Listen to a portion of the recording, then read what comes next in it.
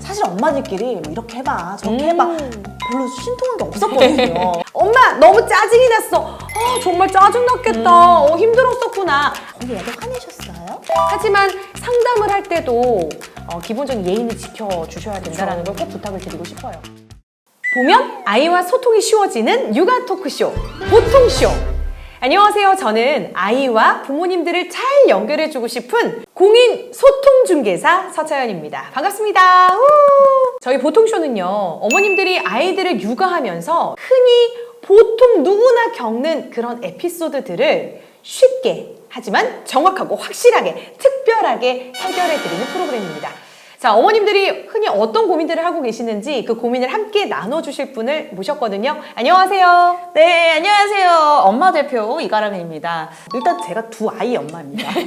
운영위원회도 하고 있고 제가 스피치 전문가로서 이제 많은 이제 키즈 스피치도 진행하면서 학부모님도 많이 만나 뵙고요. 제가 엄마들의 그런 고민들을 정말 많이 자연스럽게 수집하게 되는데요. 네. 사실 엄마들끼리 뭐 이렇게 해봐 저렇게 해봐 별로 신통한 게 없었거든요. 근데 우리 원장님이 계시니까 오늘 속 시원하게 알려드릴 겁니다. 요즘 엄마들은 어떤 고민을 하고 있나요? 아무래도 지금 신학기를 지나면서 고민들이 그렇죠. 공통된 고민들이 있어요. 그래서 가장 많이 이제 있었던 사연 네. 중 하나를 제가 갖고 와봤고요. 이 사연을 네. 좀 읽어보도록 하겠습니다. 네. 아이가 자꾸 학교에 가기 싫다고 해요. 그래서 이유를 물어보니까 선생님이 너무 싫대요. 알고 보니까 저희 아이가 조금 뭐든지 느린 편이거든요. 그래서 선생님께서는 아무래도 정해진 시간에 여러 명을 케어하다 보니까 좀 아이를 재촉한 것 같더라고요. 그래서 선생님이 너무 싫다라고 하는데 제가 어떻게 해줘야 될지 모르겠어요 라는 사연입니다. 일단 아이가 나의 어려움에 대해서 엄마에게 속 시원히 털어놓은 것만으로도 일단 칭찬을 해주셔야 되고요. 그럼요. 그렇기 때문에 먼저 공감해 주셔야 합니다. 공감이 어렵다 하시는 분들한테 팁 하나 드릴게요. 네네. 아이의 뒷말을 백트래킹 그냥 따라만 해주시는 거예요. 엄마 너무 짜증이 났어. 정말 짜증났겠다. 힘들었었구나. 아이가 했던 말을 꼬리물기 하듯이 따라 해주는 것만으로도 아이는 엄마가 내 말을 공감해 주는구나 라고 느끼거든요. 하지만 중요한 건 결국 그 아이는 교실 안에서 나를 보호하는 선생님을 믿지 않고 따라갈 수 없기 때문에 절대로 아이의 마음을 공감해 주시되 선생님을 비난하거나 선생님을 부정적으로 표현하는 말은 해주시면 안 된다는 겁니다. 저도 우리 그랬던 적 있는 것 같아요. 선생님 왜 그러셨다니? 막 이런 거 있잖아요. 괜히 아이 편에 들어주겠다고. 네. 선생님 그러셨어? 왜 그러신 거야? 이렇게 가끔 했던 것 같은데. 네, 이런 거 그러니까 조심해야겠네요. 그런 상황에서 느꼈을 아이의 마음만 전적으로 공감하고 편들어 주신다는 거, 이 부분만 꼭 기억해 주시고요. 초등학교와 유치원이 다른 곳이다라는 것을 충분히 아이의 눈높이에 맞춰서 설명해 주시는 게 필요할 것 같아요. 아이 스스로도 환경이 바뀌었기 때문에 내 행동도 달라져야겠네. 그럼 내가 어떻게 행동해야 될까를 스스로 고민할 수 있게 아이에게 질문을 던지셔야 합니다. 쉬는 시간이 10분 있고 수업 시간이 40분이야. 쉬어가 마려우면 어떻게 해야 될까? 엄마가 생각하는 대처 방식을 무조건 일방향적으로 전달해주는 방식으로 아이들이 이제 대처를 하다 보면 꼭 이런 일이 발생합니다. 엄마가 시키는 대로 했는데 안 됐어. 난 이 말 진짜 많이 선생님이 했는데. 안 들어줬어. 왜냐하면요, 엄마가 이렇게 해, 그렇게 하면 될 거야 라고 단정하듯이 얘기하기 때문에 아이는 그것이 정답이라고 생각하거든요. 일방향적으로 알려주는 형식의 교육 방식은 조금 지양해 주시는 게 좋을 것 같습니다. 너무 좋은 포인트 같아요. 네. 근데 오늘 또 이런 경우도 있을 수 있을 것 같아요. 선생님한테 우리 아이를 잘 얘기하고 싶어도 엄마들 보면 많이 망설이고 저도 그렇거든요. 혹시 말해도 될까? 왜냐면 말해도 저희 될까 때는 말까. 저희 때는 선생님이 정말 하늘이셨고 맞아요. 괜히 말했다가 우리 애 피해가지는 않을까 이런 생각도 들고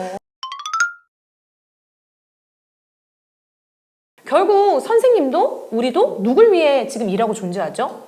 우리 아이, 학생을 위해서 일을 하는 겁니다. 고민하지 마시고 선생님과 일단 마음 편히 오픈하고 상담을 하시기를 먼저 권해드리고요. 하지만 상담을 할 때도 기본적인 예의는 지켜주셔야 된다는 걸 꼭 부탁을 드리고 싶어요. 전화를 하실 때도 본인 신분부터 먼저 밝혔으면 좋겠어요. 아닌 경우도 있나요? 많습니다. 저한테 전화 주시는 분들 중에도 네네. 그런 분들이 있어요. 네. 아이에게 힘든 상황을 듣고 나면 엄마도 감정적으로 좀 격해져요. 그렇죠. 네. 속상하죠. 그러니까요. 그리고 아이의 입장만 들으면 진짜 좀 선생님이 나쁘신 분 같고 갑자기 잘못하신 것 같고 선입견이 생기거든요. 먼저 내가 단정 짓고 전화를 하신다거나 의심하는 말투로 전화를 하신다면 문제를 해결하기 전에 갈등이 더 나쁘죠. 깊어지거나 근본적인 문제 해결에는 전혀 도움이 안 된다라는 말씀을 먼저 드리고 싶습니다. 뭐 이런 거죠. 저 로이 엄마인데요. 신분은 밝혔어요. 네. 근데 우리 로이가 학교 가기 싫대요. 선생님, 저희 애가 화내셨어요? 이런 그렇죠. 바로 이거예요. 화내셨어요? 이 말 자체가 의심하는 말투로 접근을 하는 거기 때문에 그냥 상황만 설명해 주시면 좋을 것 같아요. 아이가 이런 부분 때문에 속상해 하더라. 그리고 선생님이 이야기를 충분히 들으셔야 됩니다. 일단 선생님의 입장에서 선생님이 관찰한 우리 아이의 모습을 또 객관적으로 들어보시는 과정도 저는 꼭 필요하다라는 말씀을 드리고 싶고요. 그리고 마지막, 해결책을 아까 아이에게 하듯이 엄마가 원하는 해결책을 정해놓고 선생님한테 그냥 통보해버리는 경우가 있습니다. 선생님, 우리 애가 손이 좀 느려요. 그러니까 다음에 종이접기 할 때 어떤 거 하는지 저한테 미리 알려주시면 제가 미리 보여주고 집에서 연습시켜서 보낼게요. 이거 자체가 내가 그냥 해결책을 만들어 놓고 통보하는 방식이거든요. 그렇네요. 어제 네. 좋게 얘기했지만 사실은 내가 여기에 주도권을 가져가겠다. 내 방식대로 그렇죠. 따라와라라는 네. 어떻게 보면은 뭐 좋게 협박이네요. 네, 그렇죠. 좋게 협박이죠. 이게 이제 부탁의 느낌보다는 약간 강요에 가까운 네, 네. 그런 느낌이기 때문에 이럴 때는 제가 어떻게 하면 좋을까요? 아이에게 뭐라고 얘기해주면 좋을까요? 상의를 하는 거죠. 네.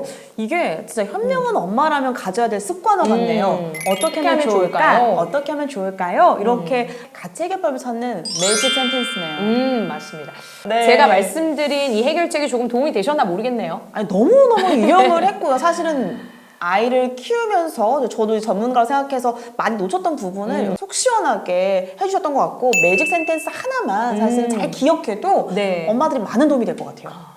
부모님들께서 아이들을 키우면서 흔히 겪는 이야기들 그리고 보통의 에피소드 어떤 것이든 좋습니다. 고민이 되시는 것이 있으시다면 댓글로 남겨주세요. 저희 보통쇼에서 여러분들에게 속 시원한 해결책을 제안해 드리겠습니다. 보면 아이와 소통이 쉬워지는 보통쇼! 오늘은 여기까지 할게요. 그럼 안녕!